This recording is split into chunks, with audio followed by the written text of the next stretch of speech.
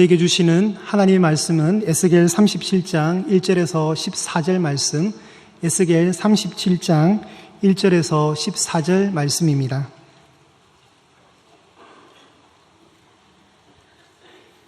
제가 말씀을 봉독하겠습니다. 여호와께서 권능으로 내게 임재하시고 그의 영으로 나를 데리고 가서 골짜기 가운데 두셨는데 거기 뼈가 가득하더라. 나를 그 뼈 사방으로 지나가게 하시기로 본즉 그 골짜기 지면에 뼈가 심이 많고 아주 말랐더라. 그가 내게 이르시되 인자야 이 뼈들이 능히 살 수 있겠느냐 하시기로 내가 대답하되 주 여호와여 주께서 아시나이다. 또 내게 이르시되 너는 이 모든 뼈에게 대언하여 이르기를 너희 마른 뼈들아 여호와의 말씀을 들을지어다.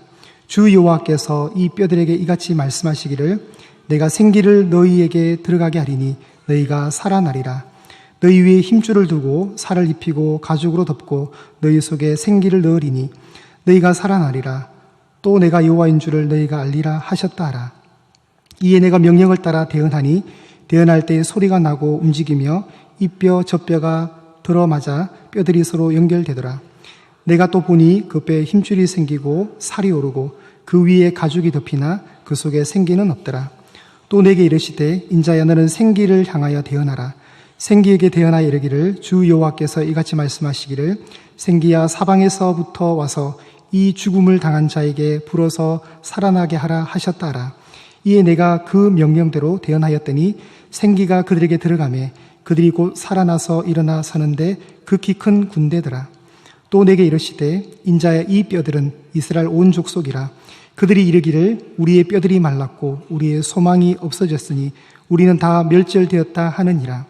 그러므로 너는 대언하여 그들에게 이르기를 주 여호와께서 이같이 말씀하시기를 내 백성들아 내가 너희 무덤을 열고 너희로 거기에서 나오게 하고 이스라엘 땅으로 들어가게 하리라. 내 백성들아 내가 너희 무덤을 열고 너희로 거기에서 나오게 한즉 너희는 내가 여호와인 줄을 알리라. 내가 또 내 영을 너희 속에 두어 너희가 살아나게 하고 내가 또 너희를 너희 고국 땅에 두리니 나 여호와가 이 일을 말하고 이룬 줄을 너희가 알리라. 여호와의 말씀이니라. 아멘.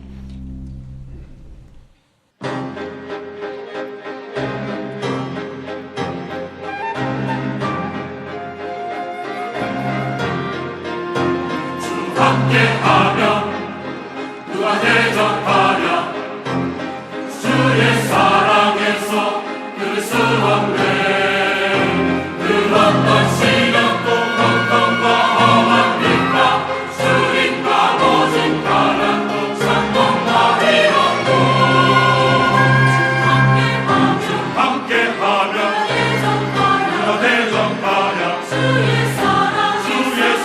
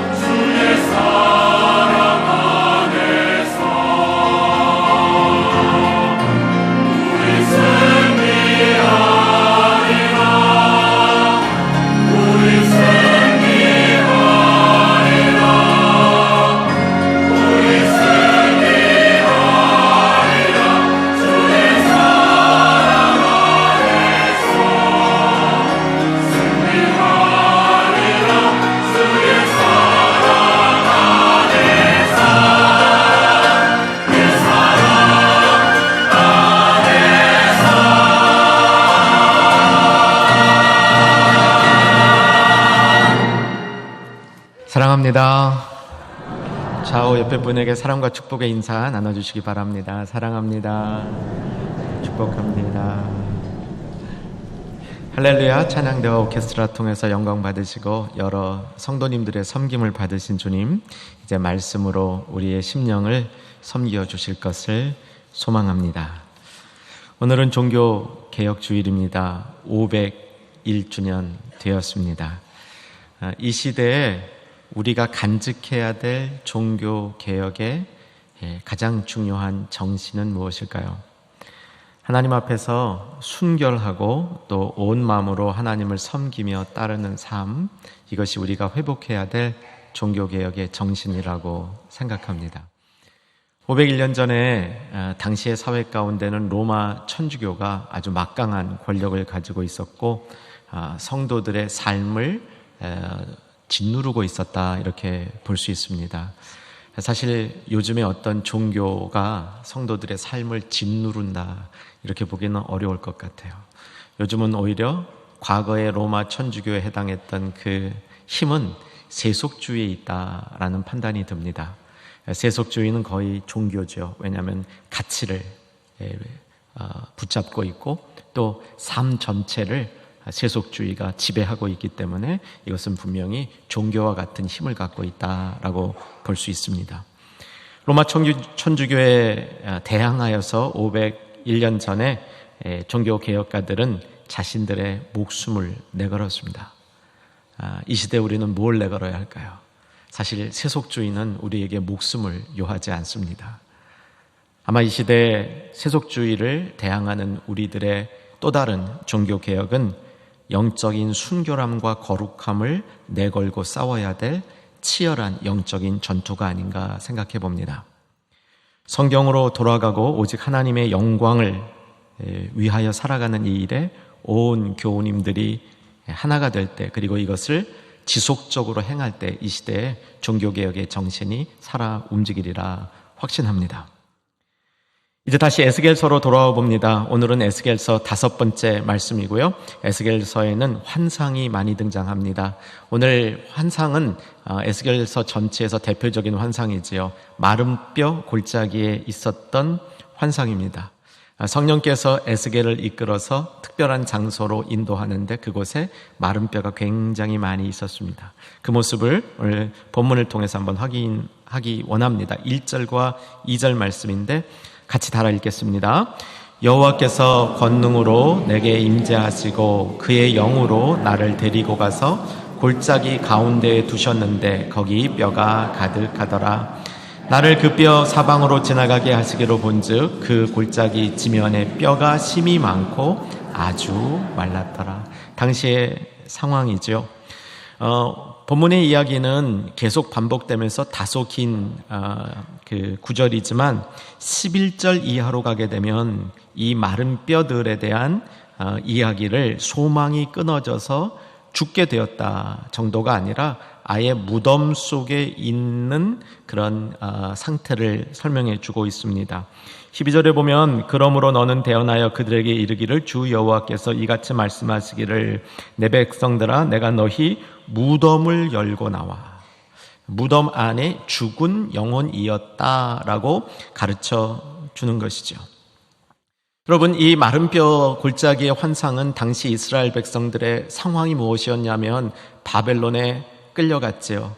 포로로 끌려갔습니다. 그들은 포로였습니다. 그래서 그들이 경험하고 있는 포로 생활이 마른 뼈와 같다, 이렇게 상징적으로 설명이 얼마든지 되는 것이죠. 그런데 그 이야기는 우리에게는 적용이 안 됩니까? 우리는 어떻습니까? 우리는 마른 뼈와 같은 부분이 없을까요? 이 시대의 교회들에게는 마른 뼈와 같은 그런 모습이 나타나지 않는다고 생각합니까? 아마 저는 500년 전 종교개혁자들이 이 시대에 있어도 이 시대의 상황을 그때와 별반 다르게 안 볼 수도 있겠다라는 생각을 해보게 됩니다. 나는 어떻습니까? 내 안에는 마른 뼈의 모습이 없습니까? 나의 형편에는 마른 뼈와 같은 요소가 없습니까? 여러분 보니까 마른 뼈와 같은 분들이 참 많이 계십니다. 이 상황에서 하나님이 질문하십니다. 하나님의 질문은 3절에 나타나는데 같이 한번 3절도 보겠습니다. 그가 내게 이르시되 인자야 이 뼈들이 능히 살 수 있겠느냐. 여기까지 하나님이 질문하시는 겁니다. 네가 보니까 이 뼈들이 능히 살 수 있겠느냐라고 도전하는 겁니다. 여러분, 하나님께서 어떤 일을 작정하시고 시작하실 때 질문으로 시작하는 경우가 종종 있습니다. 아주 꽤 많이 있습니다. 대표적으로 창세기 1장에서 아담과 하와가 범죄하고 그들이 이게 자신의 몸을 가리고 숨어 있을 때 하나님께서 나타나시죠. 그래서 질문하십니다. 어떤 질문이었냐면 아담아, 아담아, 내가 어디 있느냐라고 질문하는 겁니다. 하나님이 몰라서 질문하신 걸까요? 알고 질문하신 겁니다. 어디 있는지 알고 질문하신 것이죠. 이제 내가 너에게 다가가서 너의 문제를 해결할 수 있겠느냐라는 질문인 겁니다.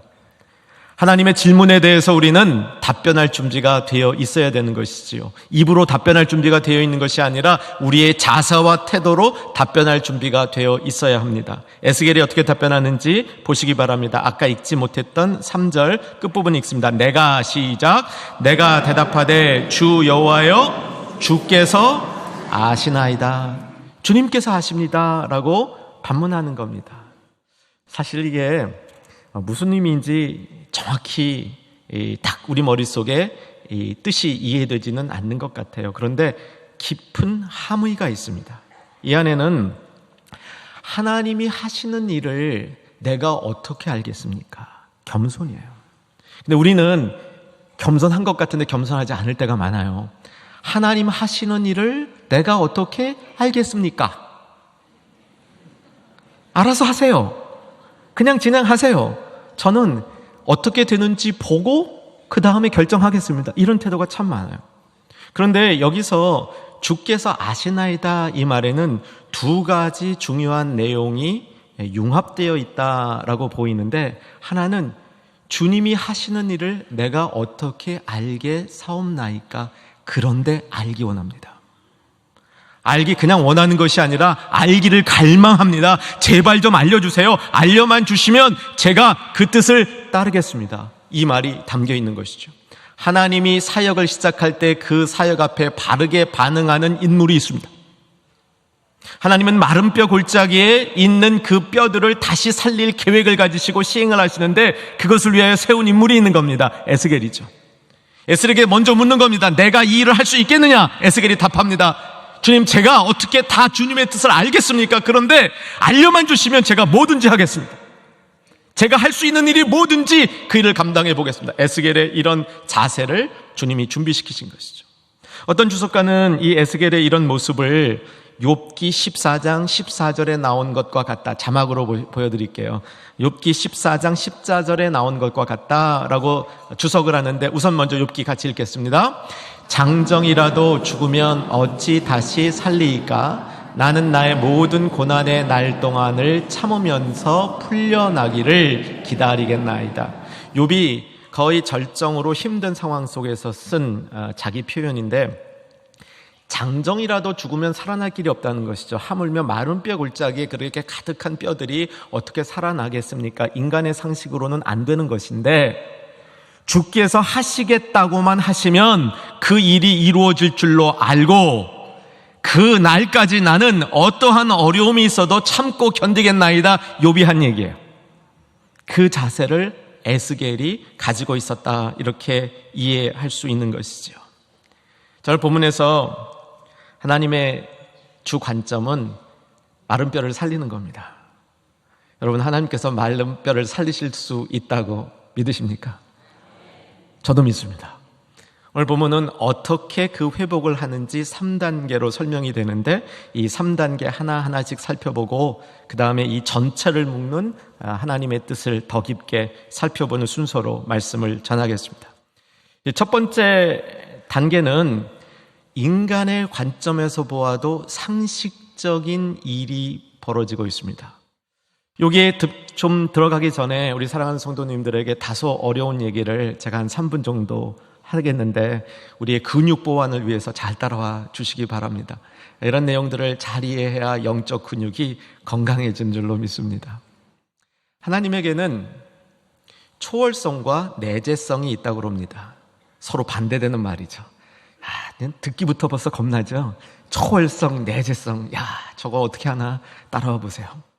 초월성이라는 것은 하나님이 인간의 범주 밖에 계신 거예요. 그 능력이나 존재나 모든 것이 인간이 도저히 감당할 수 없는 영역에 계신 하나님을 초월하신 하나님이다. 하나님의 초월성이라고 얘기를 합니다. 그걸 보면 우리가 하나님을 경배하지 않을 수 없죠. 그런데 내재성은 뭐냐면 내 옆에 계신 거예요. 내 옆에 계신 겁니다. 내가 경험할 수 있고 때로는 만질 수도 있고 때로는 대화할 수도 있고 아주 가까이 경험되어지는 하나님, 그걸 내재성이라고 얘기합니다. 이 두 가지가 합쳐질 때 하나님의 진정한 모습이 우리 가운데 드러난다는 거예요. 하나님이 초월하신 분이시기만 하다면 우리는 하나님을 굉장히 위대하시고 높으시지만 뭔가 나와 관계없는 분, 진심으로 우리가 하나님을 경배하기는 어렵다는 거예요. 하나님이 내재하셔서 내 옆에 계시고 친구처럼 계시고 항상 나를 돌봐주시는 하나님 너무 좋아요. 그런데 요거만 있으면 우리가 교만해서 하나님과 맘먹으려고 그러시는 것 같아요. 그래서 하나님은 초월하시고 동시에 내재하시는 분이에요. 그렇기 때문에 우리는 그 하나님을 진심으로 내 인격을 담아서 경배할 수 있는 하나님이 되시는 겁니다. 믿어주시면 아멘. 그래서 이런 하나님의 초월적인 일과 내재적인 일을 우리가 같이 이해할 수 있어야 진정한 신앙의 자리에 나갈 수 있는데 오늘 본문이 그런 거예요. 첫 번째 단계에서는 내재성이에요. 하나님이 하신 일이 우리가 이해가 잘 됩니다. 안 되는 것 같은데 잘 돼요. 자, 한번 우리 본문을 보시면 하나님이 어떻게 이 마른 뼈를 살리는지 그 계획을 어떻게 실행하셨는지를 살펴보기 원합니다. 사실 5절부터 10절까지 전부인데 6절 먼저 보겠습니다. 6절 읽겠습니다. 시작. 너희 위에 힘줄을 두고 살을 입히고 가죽을 덮고 너희 속에 생기를 넣으리니 너희가 살아나리라. 여기까지. 자, 하나님이 어떻게 마른 뼈를 살리는지 계획을 발표하시는데 여러분 딱 들어도 이게 이해가 됩니다. 어떻게 하신다 그랬습니까? 마른 뼈 위에 뭘 둬요? 첫째, 힘줄을 두고, 두 번째, 살을 입히고, 세 번째, 가죽으로 덮는다는 거예요. 될 것 같지 않으세요? 마른 뼈가 이런 방식으로 하면 살아날 것 같지 않으세요? 실제로 7절, 8절에서 그렇게 되는 장면들이 자세히 기록되어 있습니다. 자, 다시 한번 이 부분을 보세요. 뼈들이 있는데 이 뼈들이 마른 뼈가 이제 흩어져 있는 거예요. 여러 골짜기에. 이 뼈들이 이제 자기의 옛 모습으로 살아나는 거예요. 살아나다 보니까 소리가 났다 그래요. 무슨 소리가 났을까요? 뭐 더거덕 삐거덕 뭐 와그득 소리가 났을 거예요. 왜 났냐고 잠깐 상상해 보면 죽어서 뼈들이 있을 때 내 뼈가 거기 그대로 이렇게 있었던 게 아니잖아요. 제가 한국에 귀국해서 저희 조부님 산소를 정리했습니다. 우리 어른들의 그 이제 조언에 따라서. 그래서 정말 몇십 년 만에 관뚜껑을 열었어요. 매장을 했었거든요. 관뚜껑을 열었는데 저는 정말 기분이 묘하게 좋았어요. 뼈가 그대로 보존되어 있는 거야. 그 해골서부터 모든 뼈들이 그대로 보존되어 있는 거예요. 그 보니까 이거 뭐 뚜껑 열 때는 좀 겁도 나고 그랬는데 열고 나니까 괜찮았어요. 근데 중동 지역에 있는 모든 문화는요, 죽으면 고향으로 돌아가는데 고향이 어디냐면 조상의 뼈들이랑 엉키는 게 고향에 돌아가는 거예요. 그래서 큰 장소를 두고 뼈를 이제 다른 곳에서 추스려 가지고 그 뼈를 그냥 그 조상들이 있는 그 뼈 속에다 집어 던지는 거예요. 이게 뼈들만 이게 쫙 있는 거죠. 마른 뼈 골짜기가 그 모습의 확대라고 보셔도 괜찮습니다. 근데 거기서 다시 어떤 한 개체가 자기 뼈를 추리는 거예요. 얼마나 소리가 나겠어요? 뭐 와그덕, 삐그덕, 찌그덕 뭐 나지 않을까요? 저는 이걸 보면서 이런 생각을 했습니다. 마른 뼈와 같은 교회가 살아날 때도 소리가 좀 나는구나. 와그덕, 찌그덕, 삐그덕, 뭐 많이 나도 좋다. 사람만 나면 좋다. 그런 마음이 들었습니다. 근데 여기에 정말로 이게 과학적이고 상식적입니다. 뼈와 뼈가 연결되니까 뭐가 필요해요? 힘줄이 필요하죠. 힘줄 위에 뭐가 덮여야 됩니까? 살이 필요하죠. 살 위에 뭐가 덮입니까? 가죽이 덮여. 이 가죽 덮인 걸 뭐라 그러냐면 피부예요. 피부가 생기는 거예요. 그래서 이제 피부까지 깔끔하게 정리되는 모습 이것이 첫 번째 회복 단계에 나타나는 거죠. 그런데 첫 번째 회복 단계가 끝났는데 부족한 게 생겼습니다. 뭐였죠? 생기가 없었어요. 오늘 본문 여러분 알고 계시고 오늘 본문 읽으셨잖아요. 이 본문의 핵심 단어가 생기입니다. 하나님이 인간을 마른 뼈를 회복시킬 때 가장 핵심적으로 회복의 이 중앙에 둔 것이 생기를 넣는 거예요. 5절을 보시면 전체 마스터 플랜이 나오는데 5절 같이 한번 읽겠습니다. 시작. 주 여호와께서 이 뼈들에게 이같이 말씀하시기를 내가 생기를 너희에게 들어가게 하리니 너희가 살아나리라. 그러면서 계속 생기 얘기가 나오고 특별히 9절 10절에 가면 생기가 들어가는 장면이 구체적으로 묘사되어 있습니다. 자, 그런데 9절 10절 보기 전에 생기 들어가다 그러면 뭐가 떠오릅니까? 창세기 2장이 떠오르는 거죠. 하나님이 세상을 창조하셨습니다. 이거 한번 성경 피셔야 될 것 같아요, 여러분. 여러분 창세기 2장으로 가보시고요. 창세기 2장 7절 피셔요. 하나님이 세상을 1장에서 창조하시고 2장에서는 또 다른 창조를 하신 것이 아니라 인간을 창조하시는 부분에 대해서 집중적으로 써놓으신 부분이죠. 그 인간 창조의 핵심이 7절이란 말이죠. 준비되셨습니까? 시작. 여호와 하나님이 땅의 흙으로 사람을 지으시고 생기를 그 코에 불어넣으시니 사람이 생령이 되니라. 생명이 되니라 아닙니다. 생령이 되니라. 성령이 되리라 아닙니다. 생령이 되리라. 살아있는 영혼이 됐다. 이렇게 된 거죠. 자, 여기 이 문장에서 가운데 생기를 그 코에 불어넣으시니 이것을 핵심으로 두면 앞과 뒤에 정반대 대조 현상이 나타나고 있는데 땅의 흙으로 만든 사람, 전혀 생명이 없는 사람이 뒤에 생령, 살아있는 영혼이 되는 그 변화가 일어나는데 그 핵심이 생기를 그 코에 불어 넣으셨다는 겁니다. 자, 그러면 이 생기가 무엇일까요? 아무도 이 생기가 무엇인지 100% 정확히 아는 사람은 없을 것이고 또 아무도 이 생기가 무엇인지 전혀 모를 사람도 없을 것 같아요. 여기 계신 모든 분들도 생기라는 얘기를 듣는 순간 이것이 생생한 기운이구나, 뭔가 생명과 관련이 있구나, 좋은 거구나, 이거는 누구나 다 감 잡으셨죠. 그거면 충분합니다. 이 생기를 어디다 넣으셨습니까? 코에. 이게요, 하나님의 숨결이에요. 하나님의 숨을 우리 코에다가, 하나님의 숨결이니까 우리 코랑 딱 매치가 되죠. 거기다가 불어넣으신 거예요. 그랬더니 우리의 안에 생명이 생긴 거예요. 처음으로 영혼이 생긴 겁니다. 이 역사를 창세기 2장에서 보여줍니다. 너무 중요한 절이죠. 그런데 그 다음에는 구약 성경에 이렇게 그 생기에 대한 얘기가 많지가 않다가 에스겔서에 와가지고 이 생기 얘기가 대량으로 등장하는 겁니다. 에스겔서 37장. 배경이 마른 뼈, 골짜기. 생기가 등장하는 거예요. 근데 이 생기라고 번역된 구약 히브리어 단어가 창세기와 에스겔서는 다른 단어입니다. 창세기는 그냥 숨결이란 뜻이고요. 구약에 와서는 거기서 발전이 돼요. 구약에 나오는 발전은 그 우리말로, 그대로 히브리어를 우리말로 음역하면 루아흐라는 말이에요. 한번 같이 할까요? 시작. 루아흐. 예. 어려워도 좀 해주세요. 왜냐하면 이런 기본적인 것들은 원어로 조금 알고 계셔야 성경 이해에도 도움되고 실제로 폼도 좀 납니다. 이 성령이란 뜻이에요. 영이란 뜻, 성령. 뭐 이렇게 바람도 되지만 이 성령을 구약에서 나타나는 단어로 뭐라 그럴까요? 바로 이 루아흐란 단어인데 이 말이 여기 쓰기 시작하는 거예요. 생기가 성령과 관련이 있다는 거예요.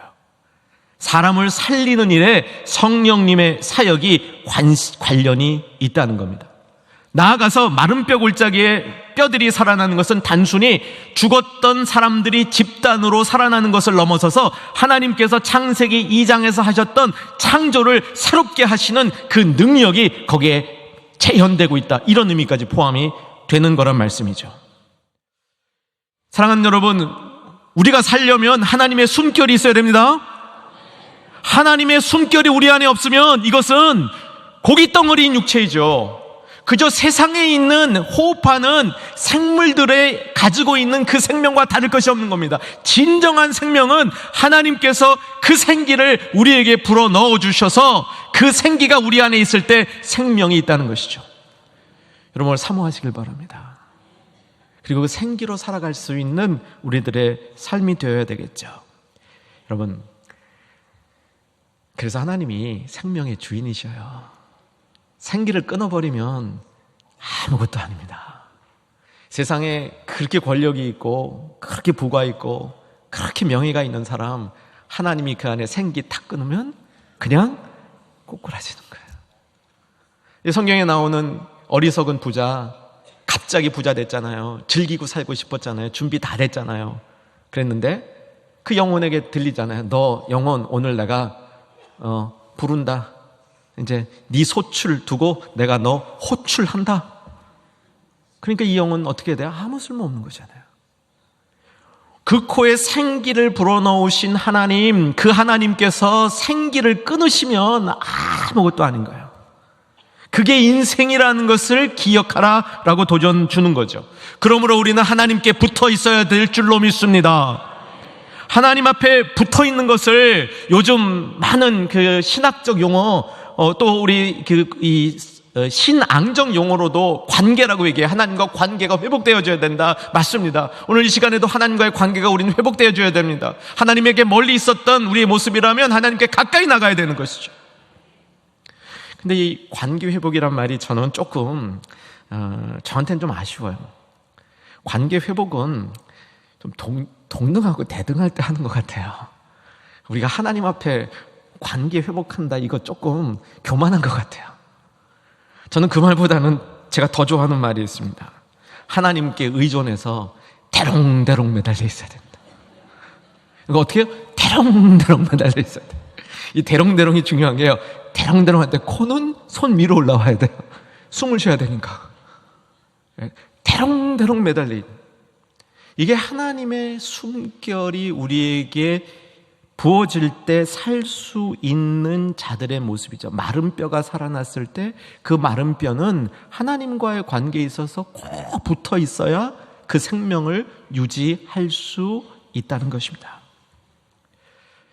자, 이제 세 번째 단계로 가는데, 오늘 본문의 첫 번째, 두 번째 단계는 굉장히 자세한데 세 번째 단계는 짤막하게 나옵니다. 그래도 보셔야 합니다.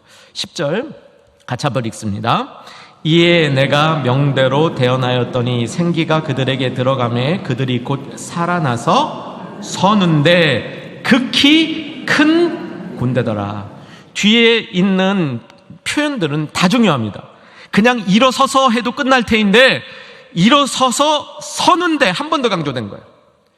여러분, 우리 성경을 읽으면서 선다라는 말을 그냥 지대치지 마시고, 엄청 중요한 단어입니다. 이 선다라는 말은 하나님 일을 위해서 준비되어졌다, 그런 얘기예요.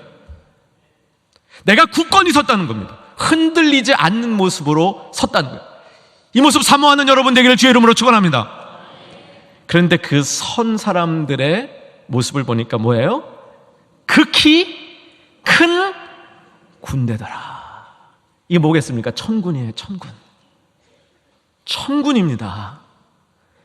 여기까지 돼야 회복이 완성된 거예요.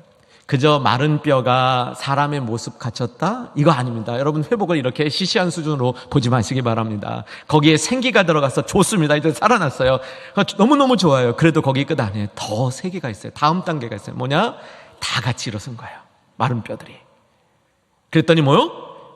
극히 큰 군대더라. 이스라엘 백성에게 가장 큰 치욕은, 수치는 바벨론에게 참패한 겁니다. 정말 전쟁의 내용은 잽도 안 되는 내용이었어요. 그래서 이스라엘 백성은 초토화됐고 모든 것들을 다 뺏겼습니다. 그게 바벨론 군대에 의하여 일어났던 겁니다. 마른 뼈 골짜기에 있었던 가득한 마른 뼈들은 어쩌면 이렇게 바벨론에 의해서 참패 참패당하고 무참히 죽여갔던 모든 영혼들의 모습이라고 볼 수 있고요. 그 이후에 더 많은 사람들이 바벨론 포로로 끌려가서 그 자리에서 노예 생활을 하고 있는 모습이라고 볼 수 있습니다. 여러분, 이들이 회복되어질 때 그저 노예 생활 끝나는 게 회복입니까? 여러분, 그게 다 회복이라고 보세요? 아니잖아요. 이들이 군대가 됐다고 얘기합니다. 어떤 군대입니까? 천군이 된 거예요. 천군의 특징이 뭡니까? 이 세상에 당할 군대가 전혀 없어요. 그러면 바벨론에게 참패해서 무너졌던 이스라엘 백성을 회복시키는 하나님의 회복 플랜은 더 강력한 바벨론 군대가 감히 싸울 수도 쳐다볼 수도 없는 그런 군대를 형성시켜서 그 군대 모습으로 바벨론 사람들 앞에 서는 거죠. 물론 바벨론에 쳐들어가서 보복한 건 아닙니다. 그러나 가장 강력한 군대로 세워주시는 하나님의 모습과 하나님의 계획까지가 하나님이 염두에 두신 회복이라는 겁니다. 사랑하는 여러분, 하나님의 회복은 온전한 패키지입니다. 부분이 아니에요. 온전한 패키지입니다. 제가 충영교회 부임하면서 마음의 소원이 하나 있었습니다. 지금까지 계속되니까 있습니다. 앞으로도 계속될 겁니다. 저는 충영교회가 천군이 되었으면 좋겠습니다. 마른 뼈 골짜기에서 하나님의 능력으로 맞추어지고 삐그덕 찌그덕 끄드덕 하는 소리가 났지만 맞춰지고 거기에 생기가 들어가서 다시 살아있는 영이 되고 일어서서 하나님의 큰 군대가 되어서 세상의 어떤 힘도 감히 도전 못하는 그런 위치에 나가는 하나님의 회복이 충영교회에 있기를 소망합니다. 그리고 이 땅 위에 하나님의 일을 감당하기에 충분한 능력이 있는 하나님의 사람들로 세워지는 역사가 일어나기를 진심으로 소망합니다. 천군은 참 힘이 있는 군대입니다. 성경에 보면 두 군데 천군 얘기가 구체적으로 나오는데 오늘 깊이는 못 다룹니다. 누가복음 2장에서 예수님이 탄생하실 때 목자들에게 누가 나타났습니까? 천군들이 누구와 함께? 천사와 함께. 예수님이 이 땅에 오실 때 예수님을 호위하고 왔던 이 군대가 천군입니다. 계시록 14장에 보면 14만 4천이라고 나오는데 이단들이 자기들이라 하지 아닙니다. 천군입니다. 이들은 예수님의 인도하심을 철저히 따라가는 순결한 사람들이라고 얘기를 합니다.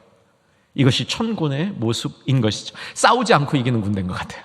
누가 감히 싸울 생각도 못하는 군대가 천군이라는 그 확신입니다. 자, 이제 에스겔서를 정리하면서 오늘 말씀도 정리하겠습니다. 에스겔서 지금 모든 내용의 핵심 이제 요약이 14절에서 이루어집니다. 14절 같이 한번 보실 때 마음 온전히 집중해서 무슨 내용인지 잘 확인하면서 읽겠습니다. 시작. 내가 또 내 영을 너희 속에 두고 너희가 살아나게 하고 내가 또 너희를 너희 고국 땅에 두리니 나 여호와가 이 일을 말하고 이룬 줄을 너희가 알리라. 여호와의 말씀입니다. 총 요약이에요. 앞에 잘 보시면 내 영을, 여호와의 영을 너희 속에 두고, 앞에 뭐였습니까? 뭘 두고 우리가 살았습니까? 생기. 그 생기가 히브리어로 뭐라고 그랬습니까? 루아흐, 뜻이 영이라는 거예요. 근데 그 생기를 14절에 내 영, 루히, 나의 루아흐다 이런 얘기야. 나의 영이다. 내 영, 성령님이죠. 내 영을 너희 어디에 둔다? 속에 둔다. 예수님이 신약 성경이 가르쳐 주는 거 아니에요. 내가 떠나면 성령께서 오시는데 그 성령은 어디 계시다? 네 안에 계시다. 그가 내가 가르친 것 다 가르쳐 주고 내가 가르친 것 니네가 못할 때 할 수 있는 힘을 주신다. 신약 성경에서 얘기하고 있는 성령님의 이야기가 구약 성경에 많이 안 나오는데 이 부분에서 굉장히 자세하게 나오고 있습니다. 크리스토퍼 라이트, 제가 몇 번 언급했던 구약학자인데 이분은 구약에 있는 성령님을 창조의 영, 힘을 주시는 영, 예언의 영, 기름을 붓는 영, 오실 영 이렇게 5가지로 분류했습니다. 오늘 마지막 14절에 나타나고 있는 성령님은 내주하시는 성령님이죠. 내 안에 계시는 성령님이에요. 어디 안에? 마른 뼈 안에도 계신 성령님이에요. 그러니까 내 안에 계시는 성령님 우리가 사모하는 거죠. 자, 에스겔서를 우리가 보면서 1장, 2장에서 에스겔이 하나님의 영광을 볼 때 어떻게 됐습니까? 땅에 엎드러졌습니다. 땅에 엎드러져 있는 에스겔을 누가 일으켜 세웠습니까? 하나님의 영이 일으켜 세웠어요. 그 영이에요. 하나님의 영이 에스겔을 일어 세우신 거예요. 세웠다. 그의 발로 섰다. 일할 준비가 됐다는 거예요. 여러분, 성령님이 하시는 일 가운데 오늘 여러분과 제가 꼭 나눠야 될 게 뭐냐면 힘을 주시는 영이에요. 성령님은 힘을 주시는데 어느 힘을 주시냐면 마른 뼈가 살아나는 힘을 주시는, 살아난 마른 뼈가 군대가 되는 힘을 주시는 겁니다. 우리로 하여금 하나님 앞에 설 수 있는 힘을 주시는 거예요. 우리로 하여금 하나님의 일을 할 수 있는 힘을 주시는 거예요.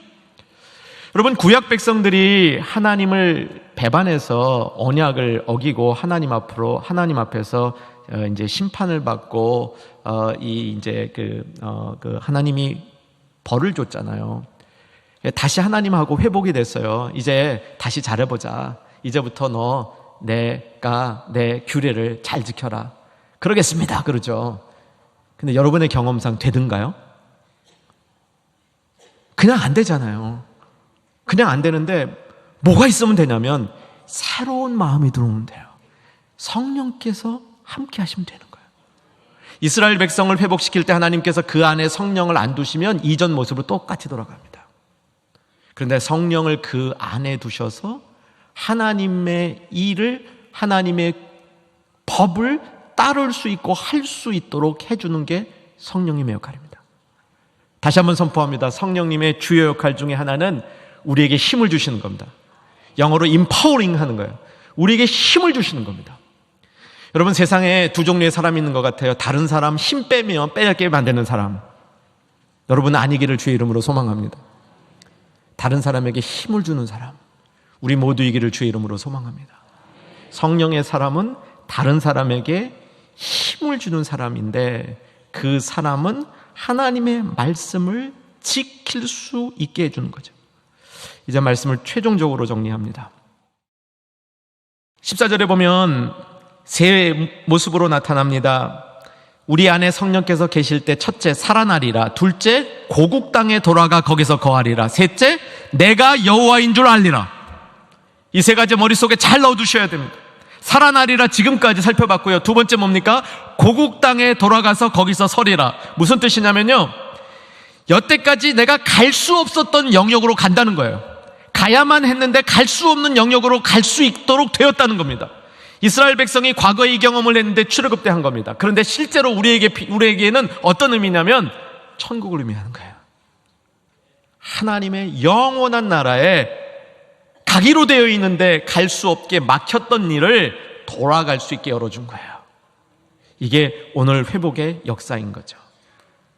자, 창세기에서 하나님이 아담에게 그 코에 생기를 불어넣으실 때 직접 불어넣으신 거죠? 그렇죠? 오늘 본문에서 생기가 마른 뼈 속으로 들어갈 때 어떻게 들어갔습니까? 사방에서 몰려와서 들어갔어요. 좀 달라요, 그렇죠? 사방에서 몰려와서 이 마른 뼈 속으로 들어간 거예요. 여기에 어떤 의미가 포함되어 있습니까? 이 뼈가 일어나서 군대가 돼서 어떻게 하는 겁니까? 열방으로 나가야 되는 거예요. 자기 자리에 머물러 있는 게 아니라 열방으로 나가야 되는 겁니다. 마른 뼈들이 군대가 됐을 때 이 뼈는 전 우주를 회복하는 하나님의 뜻을 감당하는 하나님의 사람들이 된다는 거예요. 더욱더 우리가 선교와 전도에 열매를 맺어야 되는 거죠. 그럴 때 최종적으로 일어나는 게 뭐냐면 여호와가 하나님이신 줄 알리라. 여호와가 하나님이신 줄 알리라. 하나님이 하나님 되시는 겁니다. 이것이 개혁주의 신앙이 추구하는 겁니다. 개혁주의자들이 꿈꾸던 겁니다. 우리의 회복을 통하여 열방의 복음이 증거되고 하나님이 하나님 되심, 여호와가 여호와인 것을 온 세계가 아는 역사 일어나기를 주의 이름으로 축원합니다. 이제는 우리의 생명 되신 구주 예수 그리스도의 은혜와 하나님 아버지의 크신 사랑과 성령님의 내주 교통 위로 충만케 하심이 마른 뼈를 살리시고 지극히 큰 군대를 이루신 것처럼 우리와 우리 교회를 회복시켜서 주의 일을 감당하기를 소원한 주의 사람들 위해 이제로부터 영원토록 함께 있을지어다.